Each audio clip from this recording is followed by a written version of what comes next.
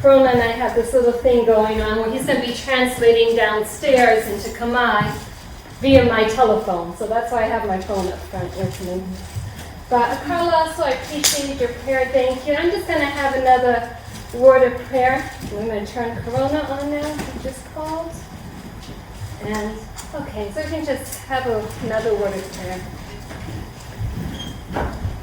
Father in heaven, I thank you so much for the freedom for us all to be able to be here.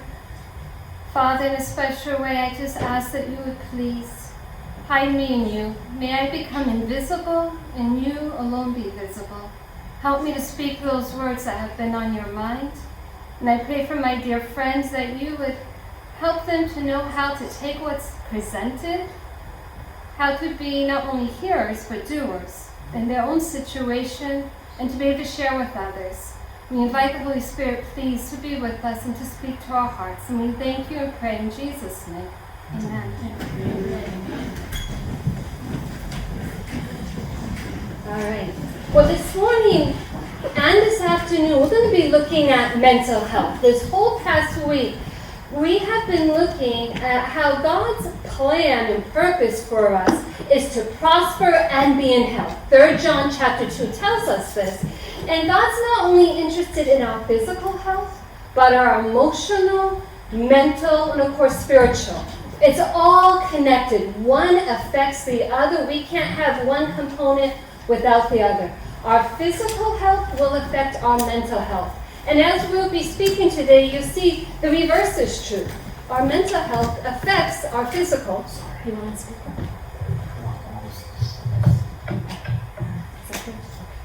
And I have my volume turned on. Should I have it turned on? Right there? Okay. Sounds good. Thanks, Corona. So, in doing this health seminar, I do not want to leave out the mental health component, because this is very important. And as we're going to be looking, especially during this time of the pandemic, where we're seeing mental health issues skyrocket. So that's why we're speaking about this today. And we're going to be looking at a program that has been very successful in helping people with depression and anxiety.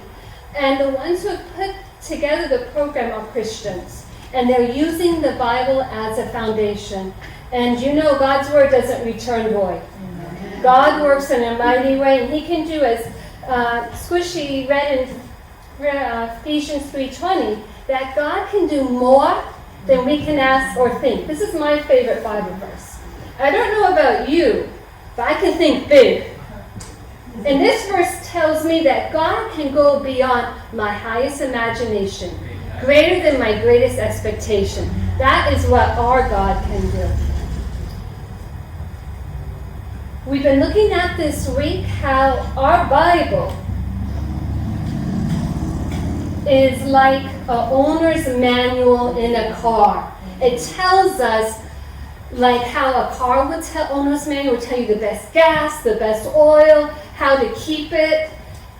The Word of God tells us. But I like this. I saw someone on the internet said they don't like calling it an owner's manual because we don't own ourselves. We're bought with a price. And they like life instruction manual. And I thought, that's good.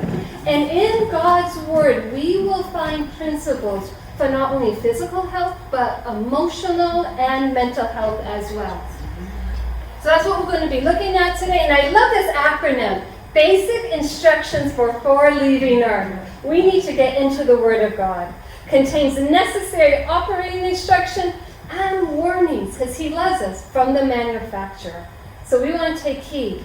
And God has a health plan that works. And what I love about God's health plan is it's readily available, and it is the true Affordable Care Act. You know what I'm saying? Amen. These things are fresh air. How expensive is that? Exercise, sunlight, proper rest. All of this is available to people throughout the world for the most part. And that's what I love about God's health care plan. It doesn't exclude anyone. People can afford it. And above everything, no harmful side effects. And it works. So, when we're all done, we can go to Washington and help them out and tell them about God's plan. It can save us all a whole bunch of money. They won't listen. Yeah. There I'm sure are souls who will listen. God says He's got people everywhere. 3 John 2 again. I wish above all things that you may prosper and be in health, even as thy soul prospers. God cares about our spiritual health and us as a whole being. And it is worth taking the time and the effort in taking care of you. As we talked about this past week, you're either going to take time to stay healthy or you're going to take time to get sick. Which would you rather? How many want to take time to get sick? No. Now, to be honest with you, there would be times I get a cold and I get to miss work and be like, yay, a day off. But those serious diseases that are more than just the common cold, we want to prevent them. And that's the good news. They can be prevented, and at times when we do get them, they can even be reversed. We talked about this week about diabetes type 2 being reversed, heart disease being reversed. Tomorrow we're going to be looking at cancer, even cancer being reversed, put into remission. So God's healthcare plan, it works across the board, and it's wonderful. And even if it's something not like diabetes, where this is something serious, James chapter 5 says, if any man is sick, to pray. Prayer of faith will raise the sick. And I personally believe when someone's doing what they can with the 8 laws of health, they've done what they can, they've prayed, they've asked the Lord, then you just bring the elders together and be anointed as the Lord said, pray, and then leave the rest in the great physician's hands, because He knows what's best for us. And our ultimate healing will come one day. He may see that it's best to lay someone to rest now, because it's best for them, but we have a whole eternity to look forward to, where there'll be no more pain, no more sickness, no more tears. And that's the good news. So I want to start off this morning with some statistics about depression and anxiety. Now this site says statistics that everyone should know about. This is coming from 2017. And believe you me, we'll see in a moment how this is different from today in 2021. Since the pandemic, the numbers have gone up. But back in 2017, 300 million people worldwide experienced depression. Now, for some countries, that's like the size of their country. Remember years ago, the Dominican Republic population was around 8 million, okay? So can you imagine like a whole nation being depressed? When I talk about 300 million people, that's a lot of people. In the US, 3.1 million people, and look at this, between ages 12. We're starting with young people, ages 12 to 17, experience depression. That's sad that a young person, a teenager, has to be dealing with this. Close to 9% of women have experienced depression. Now, I'm not sure if this is saying in the US or worldwide. Nevertheless, it's a lot. And then a little bit less with the men, 5% of men have dealt with depression.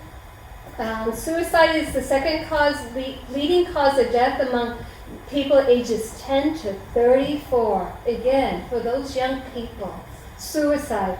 Then he mentioned Sabbath school today, Japan, Korea, a lot of those Asian countries have a high rate of suicide because of scholastic pressure being put, high expectations on these young people. And nearly 50% of those diagnosed with depression also have anxiety disorder. Anxiety disorders are the most common mental illness in the United States, affecting 40 million adults. In the US, and again, this was before the pandemic, age 18 or older, and that was 18% of the population. That's a high percentage. Anxiety disorders are, and this is the good news, highly treatable. Yet, unfortunately, only 36, close to 37% of those suffering receive treatment. Anxiety disorders develop from a complex set of risk factors, and we're going to be looking at a little bit more later on, genetic, brain chemistry, personality, and life events.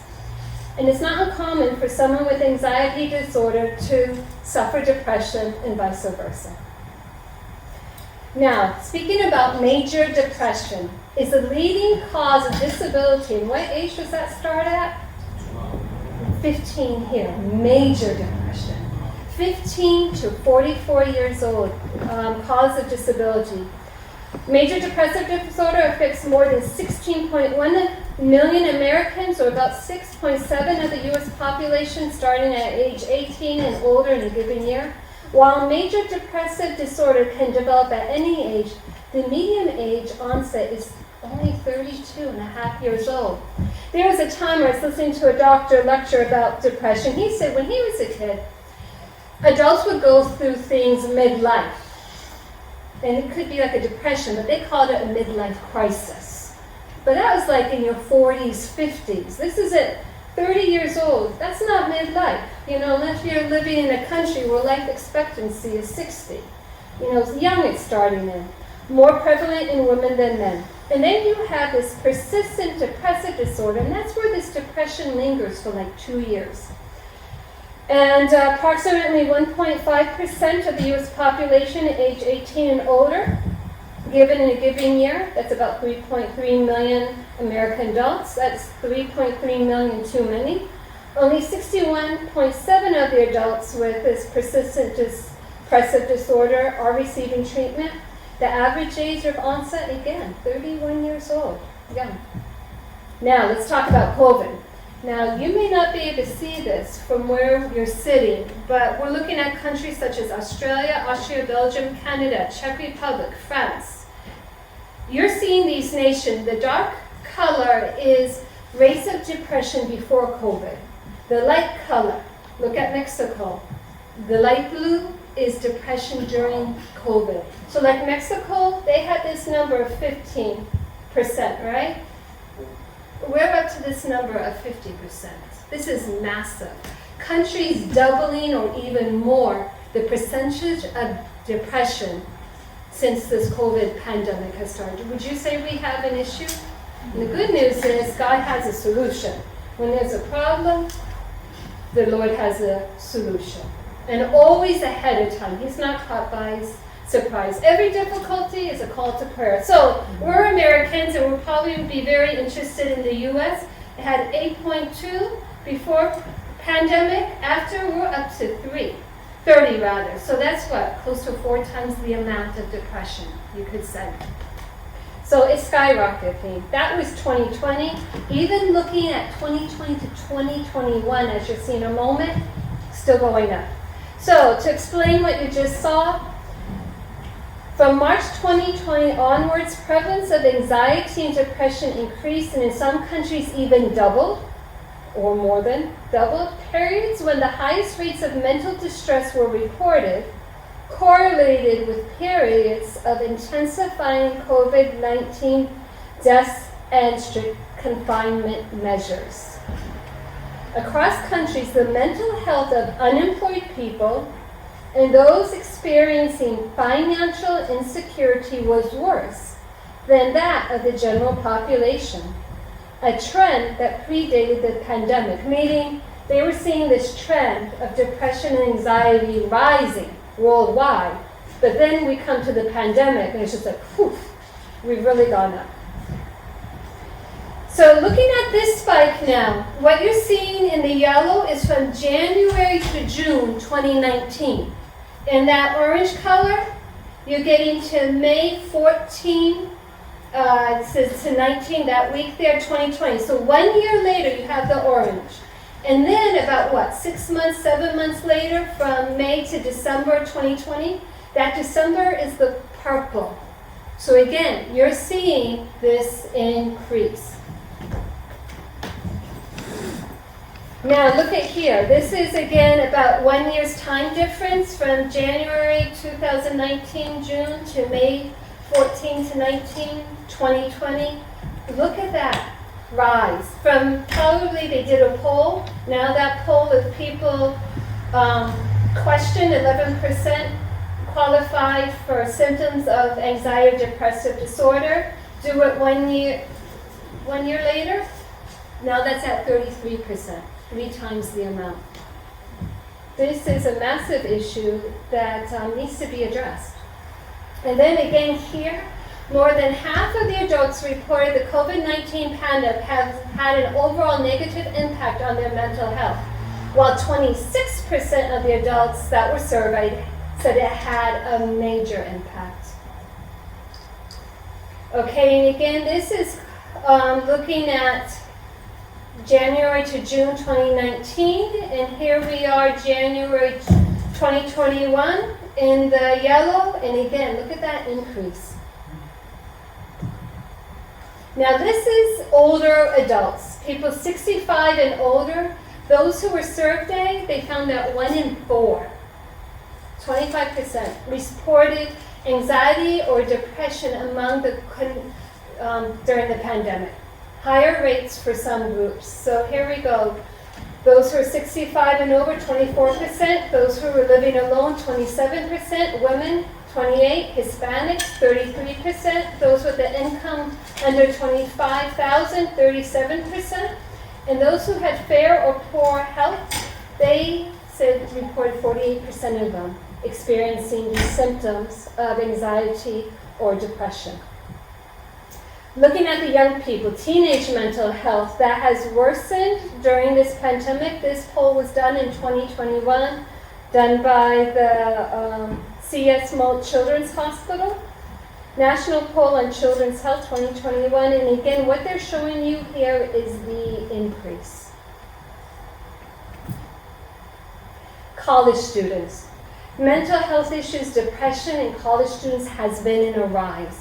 I saw a statistic before the pandemic, they were saying 1 in 6 college students. Since the pandemic, higher.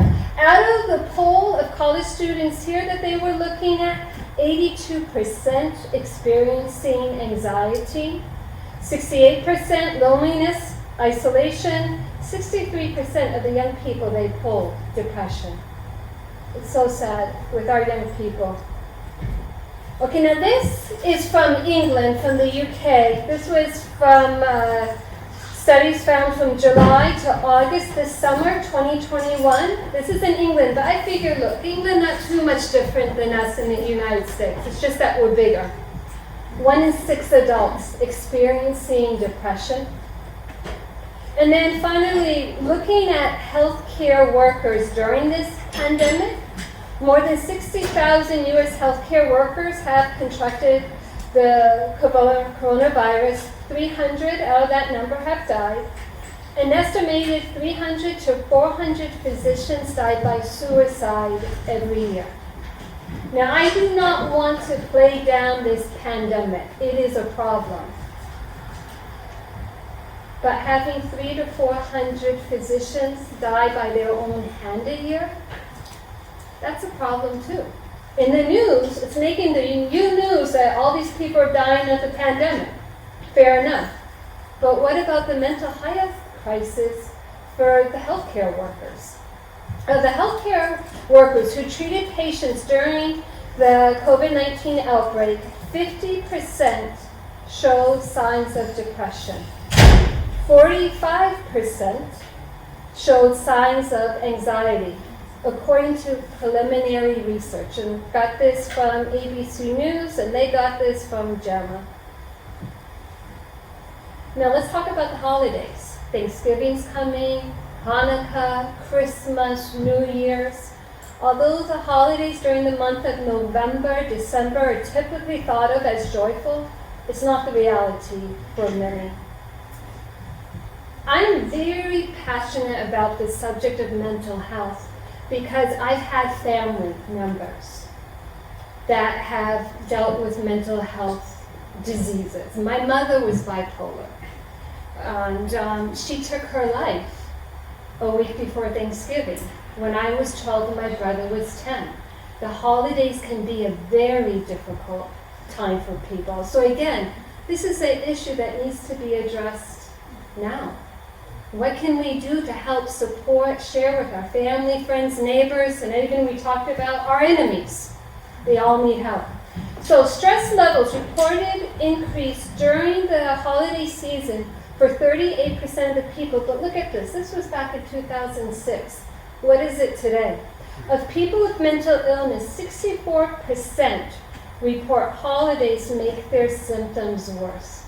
So if you have a loved one, someone you know who deals with depression, anxiety, you probably already know this. The holidays is a time to rally around, do what we can to help. Those who reported feeling sad or dissatisfied during the holidays, more than 2/3 of them felt financially stressed and or lonely. We're going to see there's a correlation there with the finances. And there's things that can be done about that. Saying, there's no pressure with Christmas gifts. I remember my mom saying before she passed away, a couple weeks before she died, she said, let's not do Christmas this year. It seemed overwhelming, big to her. Maybe the shopping, the decorating, doing all that. Now, my family didn't pick up on it, but that was a sign.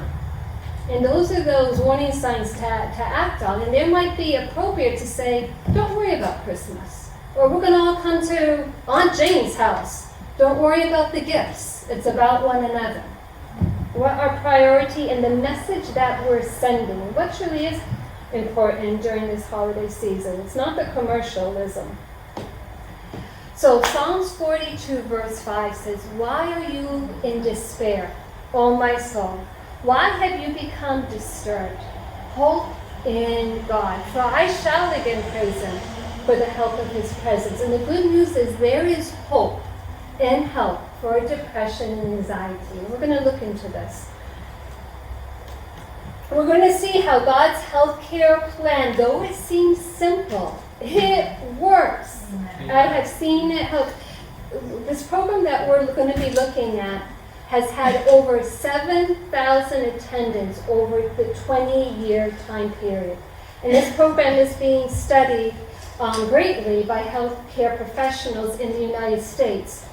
This program was developed by Seventh-day Adventists that are familiar with God's plans. And it's just simply applying what it says in the Word of God, and lo and behold, it works. Should that be a surprise?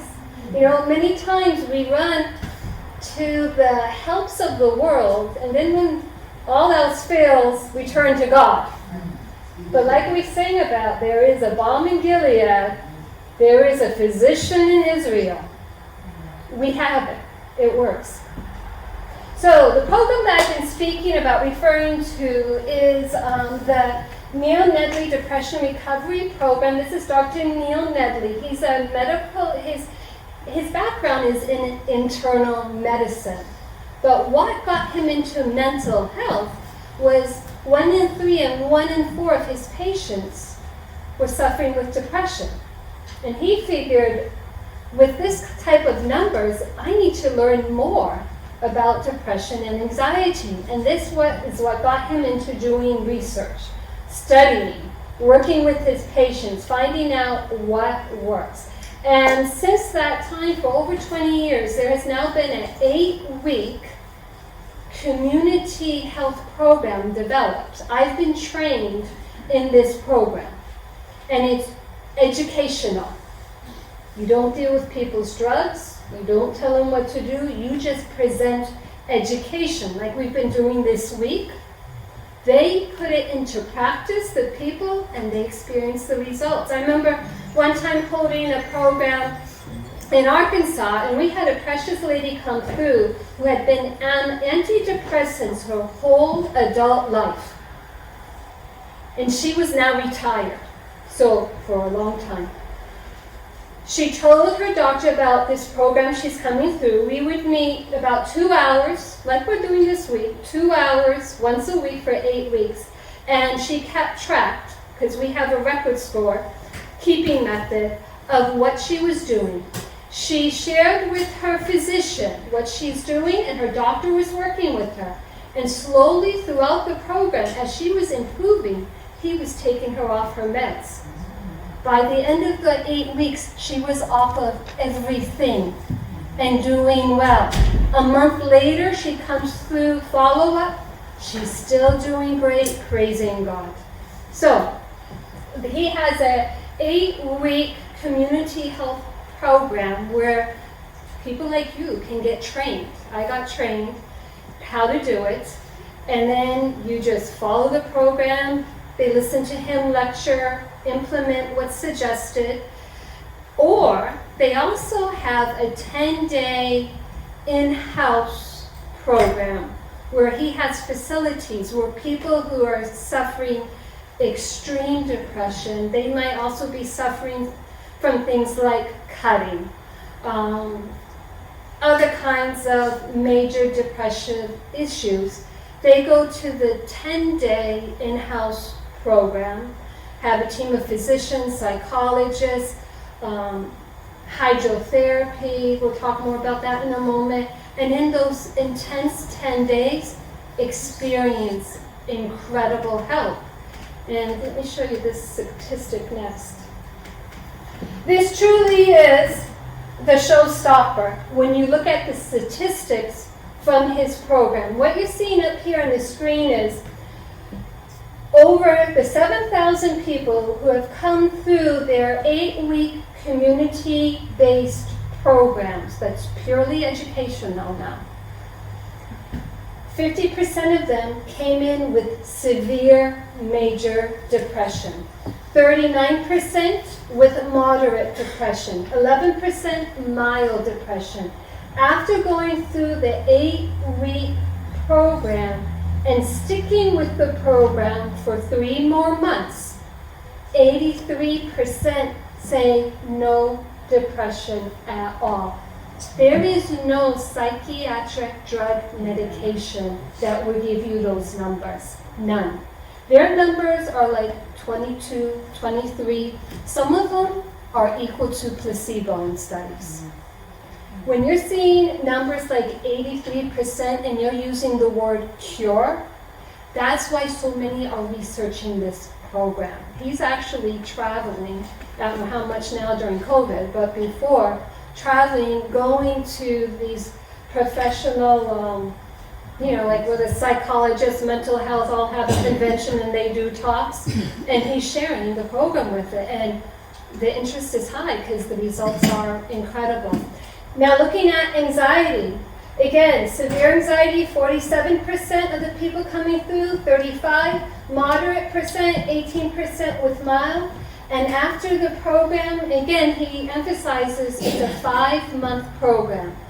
2 months with the community health, what you're learning, and then you keep up with things for 3 months. And it's gradual improvement. At the end, 76% say none. No symptoms. 24% mild. There is no more moderate or severe anxiety. It works. And this is without medication. Now, some people come in so severe, they need that med. But it gets them through the program, and then you're working with physicians that get you off. They do not advocate people taking themselves off medication. That's dangerous. But you go through this training program like I did. They give you about a month to go through it, and it's, I believe, 28 hours that you're focusing in the program. You can take the program online to become a trainer, which is great, or you can go to, once a year down in Florida, they do a training public in person that you can do. But if you have a burden to help people with mental health, with depression, and this anxiety disorder, I want to encourage you to check this out. And so in my presentations this morning and this afternoon, a lot of my resources are coming from this program. Things that I have learned. Dr. Yanedli has written the book, Depression, The Way Out. Highly recommend it. There's a workbook that goes along with it, set of DVDs that's very good. They also highly recommend, we'll talk about this more later, reading the Psalms and Proverbs because of the analytical stimulus to the frontal lobe. The book Ministry of Healing is excellent. And then dealing with cognitive behavior therapy, we have the book Telling Yourself the Truth and SOS Help for Emotions. Very good. So getting into this, and this is an advertisement for the 8-week program where you learn how to identify the causes of depression and anxiety. We're going to talk about that today. Enhance your energy levels and mood. Overcome depression and anxiety through positive lifestyle choices and right thinking. Eat for optimal brain function. We're going to be talking about that this afternoon after lunch. Probably a little stroll after lunch so we don't fall asleep. Manage stress without distress, live above loss, and achieve peak mental performance. Okay, let's get into it. So understanding what depression is, first of all, I like this definition of health from the World Health Organization. Health is a state of complete physical, mental, and social well-being, not merely the absence of disease or infirmity. God doesn't want us to just exist, but to thrive. Mental health is an integral part of this definition.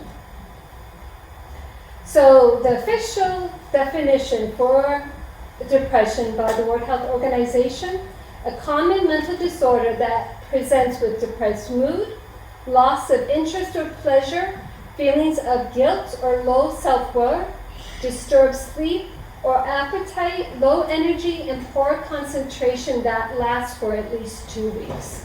If you're suffering from these symptoms for at least 2 weeks, that's the indication that you're experiencing depression.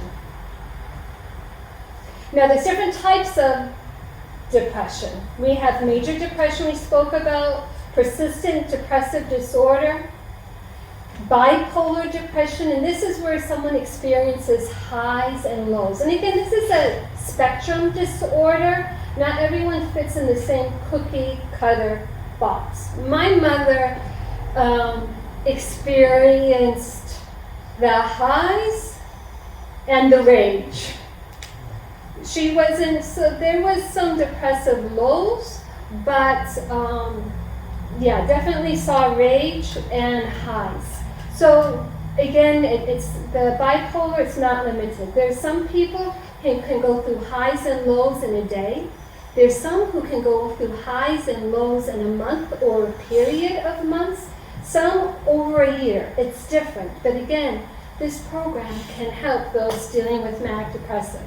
You also have postpartum depression. Some ladies have called it baby blues. This is with pregnancy or after when you give birth.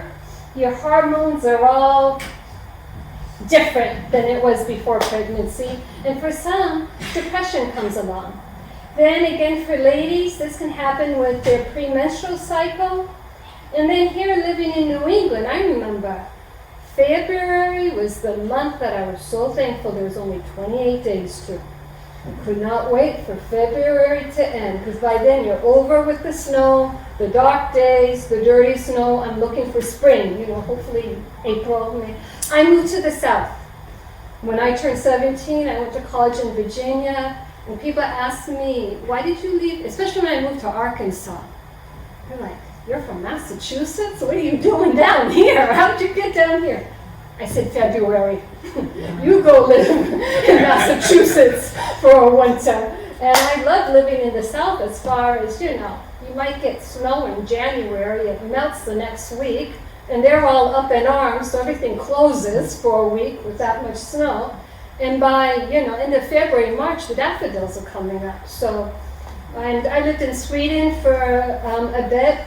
And I saw in Scandinavia how depression was a big issue there. And over there where I lived, sunset was at 3:30, and it came up at about 7:30 in the morning, and it was kind of like dark, overcast most of the time. So the amount of sunlight, seasonal depression is a real issue. And then atypical depression is dealing with where you it's not typical signs of depression. And that's why they're calling it atypical. It might be that there's more anger there, and there can be issues with regular depression. You have issues with appetite, whether it's being suppressed or eating too much. But these are different types of depression. So we're going to get into the symptoms of major depression. Deep sadness or emptiness, apathy, meaning you just don't care. Agitation or restlessness, sleep disturbances, sleeping too much or too little. Weight, appetite disturbances, not eating enough or too much. Lack of concentration, feelings of excessive guilt or worthlessness, morbid thoughts, fatigue. Listen to this quote.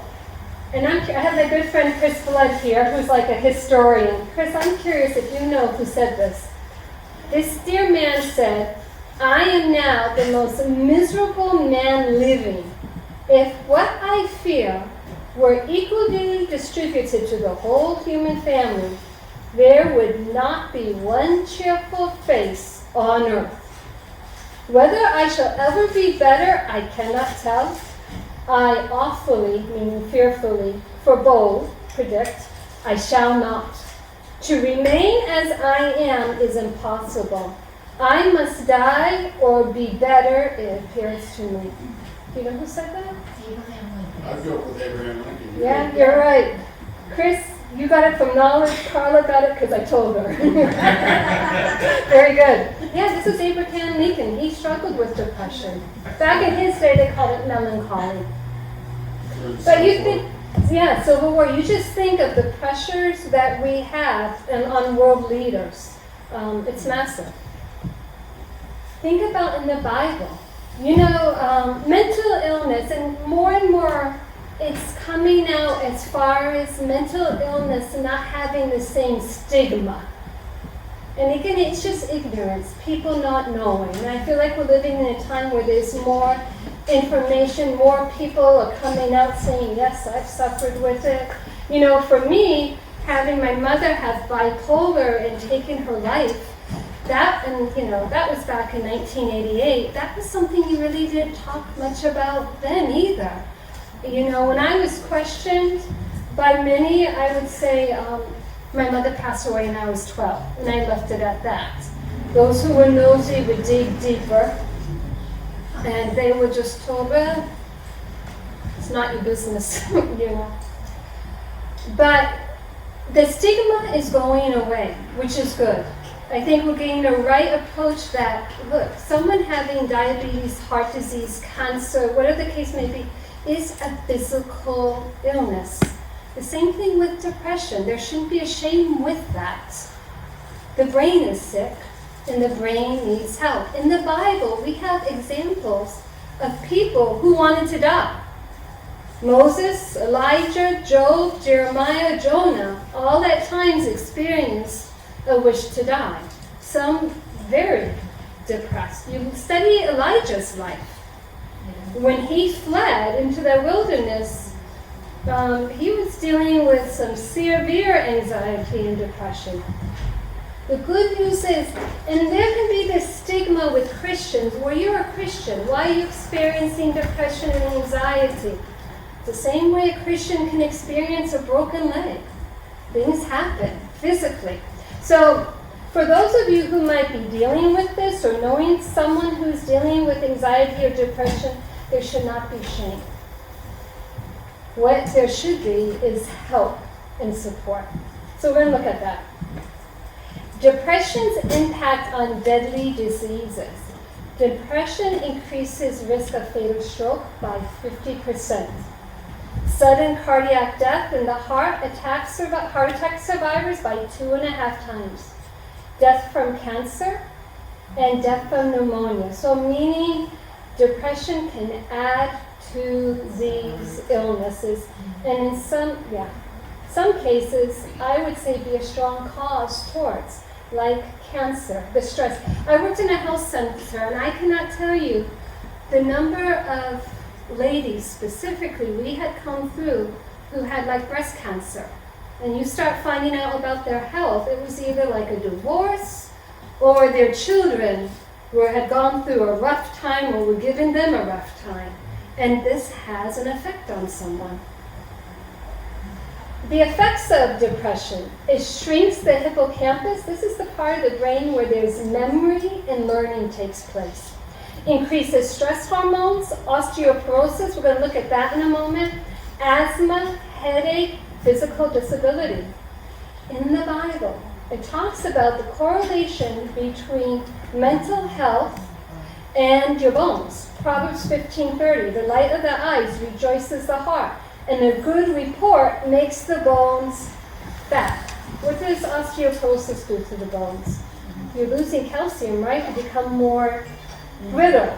They do bone loss tests. Pleasant words are as a honeycomb, sweet to the soul and health to the bones.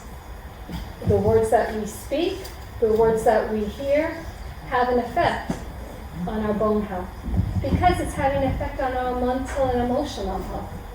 And then one of my favorite prescriptions, Proverbs 17:22, again, readily available, it's free and no harmful side effects. A merry heart does good like a medicine, but a broken spirit dry up the bones. Depression among the elderly. Risk of disability is increased with only one depression symptom. The more symptoms there are, the greater the risk. By treating the symptoms, the risk is reduced. Treating even mild depression can reduce the risk of disability. Behaviors affected by depression, self-mutilation or the cutting, interference with learning and job prospects, increases the likelihood of having problem children. They're being affected. I don't know, maybe my brother and I might qualify as problem children. Nicotine addiction, alcoholism, suicide. Now, depression in young. We mentioned this earlier. Depression in the young can have serious consequences, affecting their learning ability, impairs job performance, weakens pursuit of a degree as far as in college. There was a time when I was in college that I went through depression. And that crippled me that semester. It was very difficult. Tends to create social isolation. Children of depressed moms tend to have weak verbal skills, more defiant attitudes, more behavior problems. Speaking about suicide, 1.4 million people a year in the United States attempt suicide. The good news is only 10% succeed. But we want to get that number down. Severely depressed are at highest risk. Adolescents and the elderly are at high risk. I want to touch on a moment here. There are drugs for mental health that come with a black box warning. The warning is there's a side effect to this drug. It can increase impulsivity, and that impulsivity is an impulsivity towards suicide. So the irony is, this is a medication to help someone's mental health, whether it be an antidepressant or whatever, and you see the side effect, suicidal thoughts.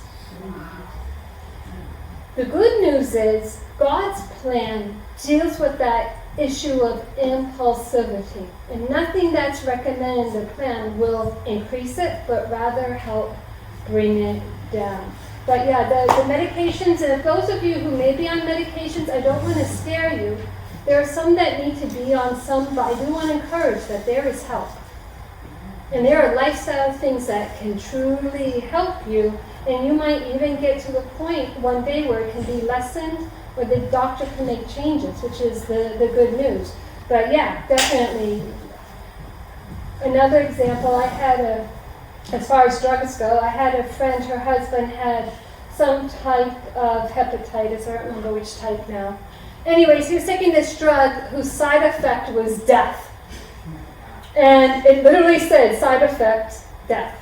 And that's when she decided they would go on a plant-based vegetarian diet because they needed all they could have in their favor to help her husband while he's dealing with this medication.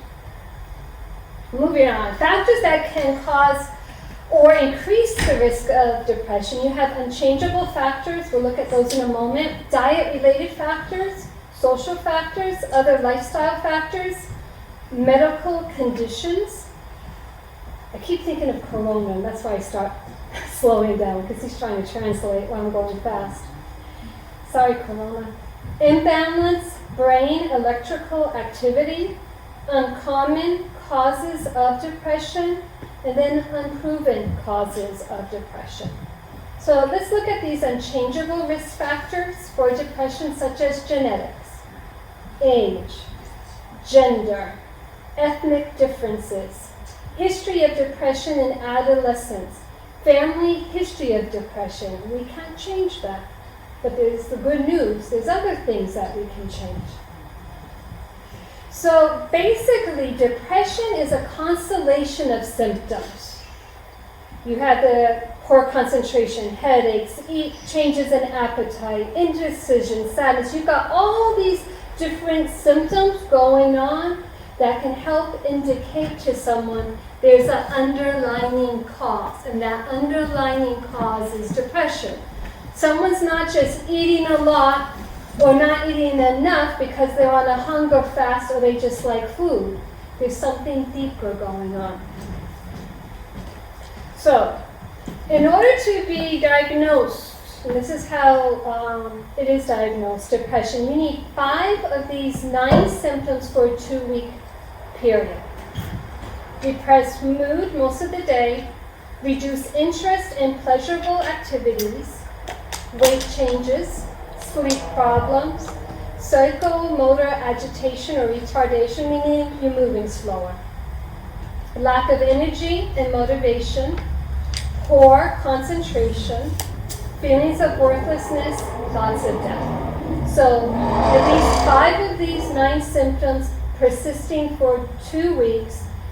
If someone has this, they will be diagnosed with depression, and depending on how severe those symptoms are, it will be whether they fall in the category of mild, moderate, or major.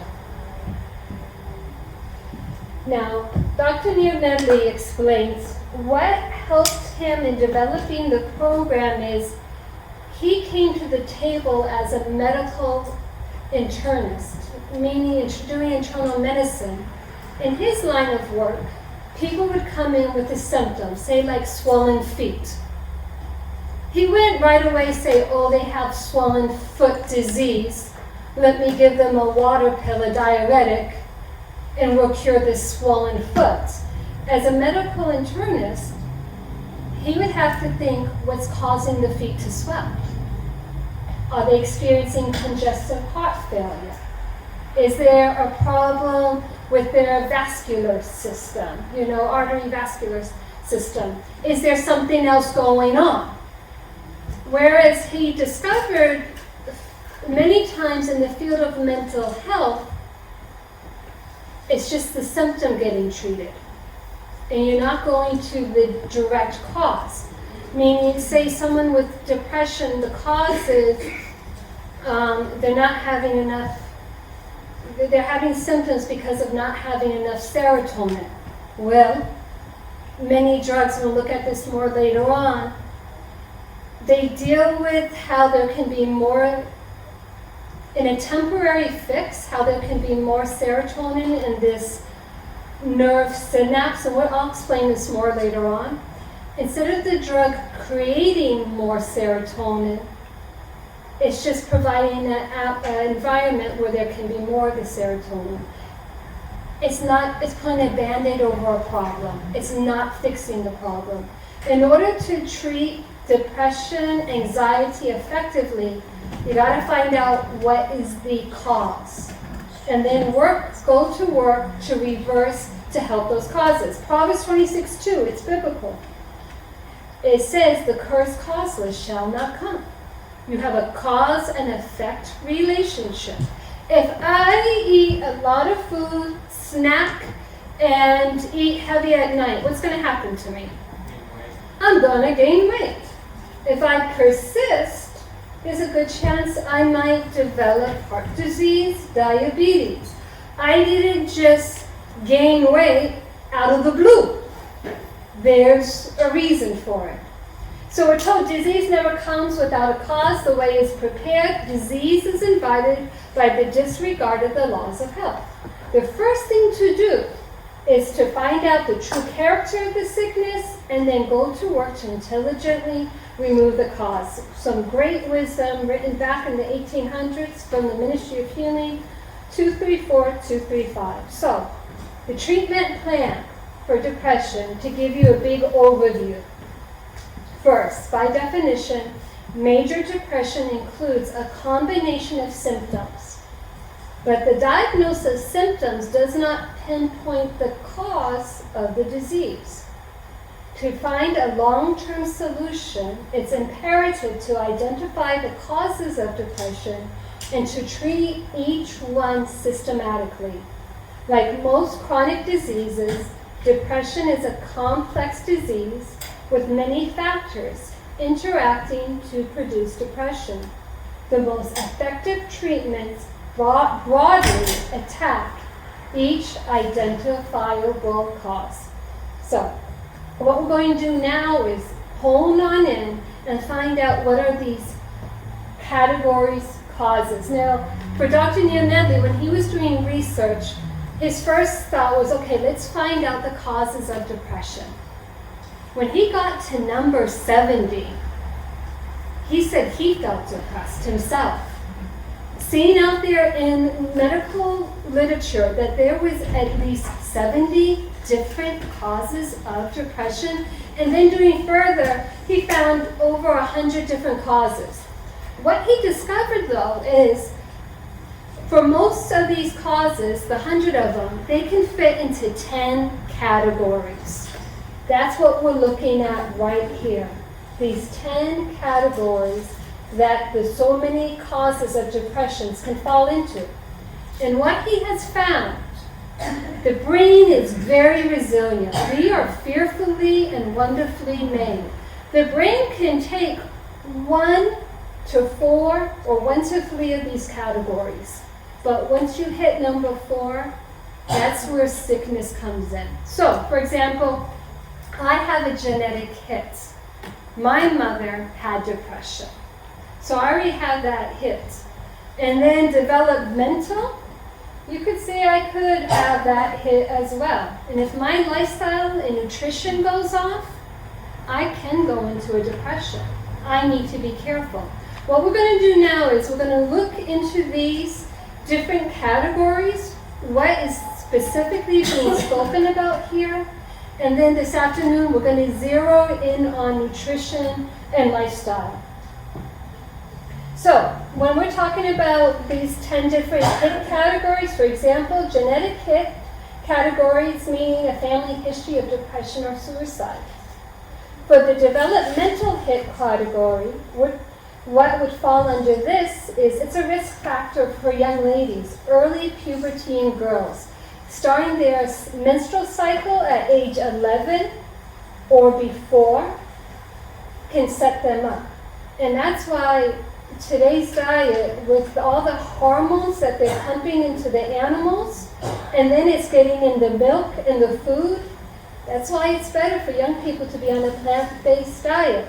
Young people are going into puberty at such an age 9 years old. When I was young, back in the 80s, it was more like girls who were about 11, 12, 13. In the 60s, they were 15, 16 years old. Right, I see some of the older ladies nodding their head. But what's been done with the food we're eating is it's sad.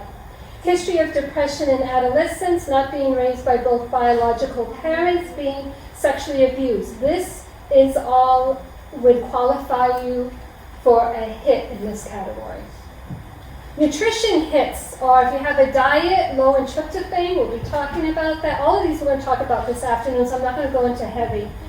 So omega-3 fatty acids, folic acid, vitamin B intake, high cholesterol, saturated fat, and sugar in the diet, and then eating disorders such as anorexia and marked weight losses. Experiencing one of those, you have a nutrition hit. Social hits, we're dealing with absence of social support, and just think, during the coronavirus, the isolation some went through. Negative, stressful life events, low social class, grandparents who are raising their grandchildren, this is a hit. Immediate family member is addicted to drugs or alcohol, that's a hit. Toxic hit category, high lead levels, high mercury levels. Where can we get a lot of mercury in? Fish. Fish have a lot of mercury in it. You can do some research on it. And people think they're doing good by cutting out the red meats. And that is doing, you're making a good step, but you're doing even better cutting it all. Right. High arsenic. Where do we get a lot of arsenic today? Chicken. I lived in Arkansas, and chicken farms, and don't let the word farm fool you. It's a big, long house where they're all massed together, right? And they're given arsenic in their feed. Arsenic level in chickens is an issue. Bismuth and other toxin levels. Okay, addiction hit category, alcohol. If you're a drinker, smoker, tobacco user, heavy caffeine user, like colas, tea, coffee, drug users, for example, marijuana, that would give you addiction hit. Okay, there's the circadian rhythm hit. That's regular insomnia, having a hard time sleeping, or sleeping more than 9 hours a day, or less than 6 hours a day. Not having regular hours for sleeping and eating. Our body does best on a schedule. One of those can be a hit. Lifestyle hit, not regularly exercising, not in the in daylight for at least 30 minutes a day, rarely breathing fresh air. I'm so glad we opened the windows today. That was good. Frontal lobe hit means a low carbohydrate diet. We'll talk more about that later. A high meat or cheese diet. Again, later we'll deal with that. Regularly watching TV entertainment or movie going, that affects the frontal lobe of the brain. That is a hit.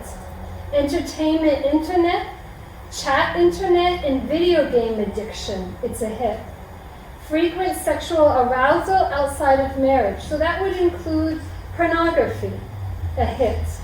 Country, rock music, a hit. Undergoing hypnosis or Eastern meditation, that's a hit. No regular Bible study or abstract thinking, that's a frontal lobe hit. Going against your conscience, a frontal lobe hit. Okay, and then medical conditions that would qualify for a hit. Hepatitis C, head injury, stroke, heart disease, terminal cancer, Parkinson's, uncontrolled diabetes, postpartum, premenstrual stress, inadequately treated thyroid disease, lupus, inadequately treated adrenal gland disease.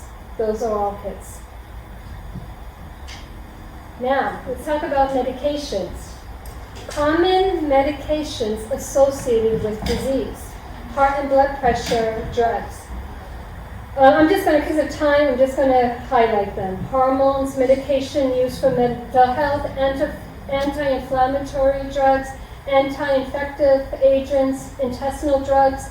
If you're on medications, it's always a good idea to look up the side effects. The way you can do this is Google your drug and type in side effects, and you can find out. And if you have concerns, talk to your doctor. Don't just take yourself out. Have a good conversation with your doctor. So the bad news is there isn't much we can do about our genes or our development. Although we can do something if informed early enough about our children's and grandchildren's development. Your children's and grandchildren's genes are in your hands with the choices that you make. That's solemn, that's a great responsibility, but that can be really good if you make good decisions.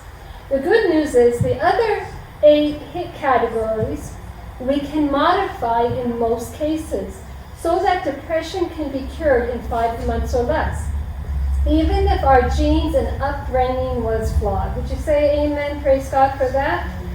Amen. I will praise thee. Psalms 139:14 says, "For I am fearfully and wonderfully made." Our brains can change.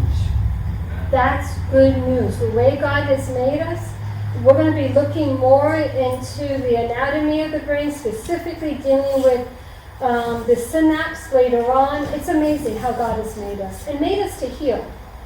But in closing, for those who are dealing with depression and anxiety, I want to make the appeal, do you want to get well? And for those of you who have loved ones, people you know, do they want to get well? If you do, they do, the good news is there is help. I love this verse. I have experienced it. He has brought me out of a horrible pit. And he has put me on a firm foundation, put a new song in my mouth. That means a change of mind, a change of heart, a change of experience. He's able to do abundantly above more than we can ask or think. That's a promise you can claim and take to the bank. Psalms 34, this poor man cried and the Lord heard him. Does that sound like someone who's depressed, saved him out of all his troubles? Someone with anxiety, the Lord can do. God's affirmation for depression. This is important. You are special. You were created for a purpose. You are cared for. You are strong through God's power. You are important. You are forgiven. You are a new creation in Christ Jesus. You are empowered. You are protected. You are chosen. Even if you don't feel it, this is the truth. Not the lies, the negative thinking the devil tells you. We're told, Psalms 35, weeping may endure for a night. There may be seasons in our life where it's dark, but there's joy that comes in the morning. The Lord can bring light and healing, and that is the good news. So I'd like to invite you all, stay for lunch. We got a wonderful meal prepared. We'll get some fresh air, a little bit of exercise, and we'll start again at 3 o'clock looking at what can be done nutritionally and lifestyle. And if you just start putting these into practice in a short amount of time, even with exercise, 1 week alone, consistent exercise, you will notice a difference. Not cure, but an improvement. Keep it up, you're going to do better. So again, in closing, I want to encourage with the thought that God has a health care plan that works. And I want to invite you to taste and see. It's good, it works. You can not only exist, you can thrive. You can have optimal living because you're living an optimal lifestyle. We have a great physician. We have a physician in Israel who can work wonders. Let's bow our heads and let's just ask the Lord to help us when we need help.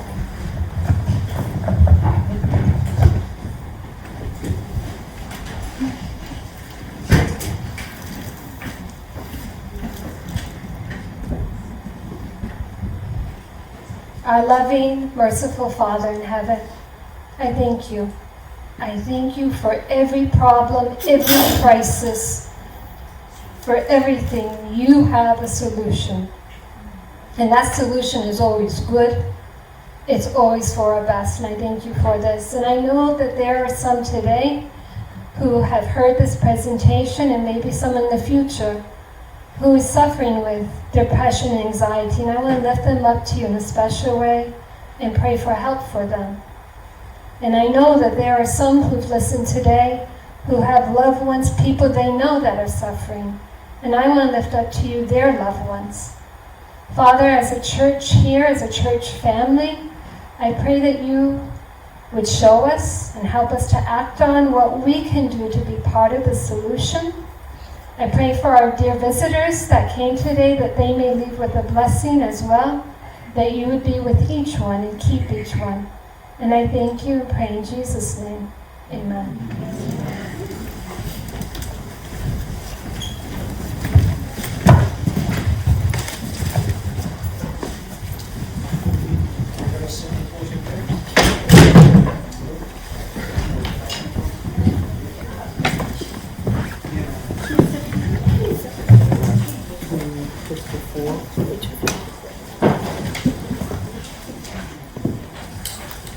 Let's stand for closing hymn. 254. The great physician now is near. 254. You know that one? You know? I don't think so. But if once it gets to All right. I'm sure you've heard it before.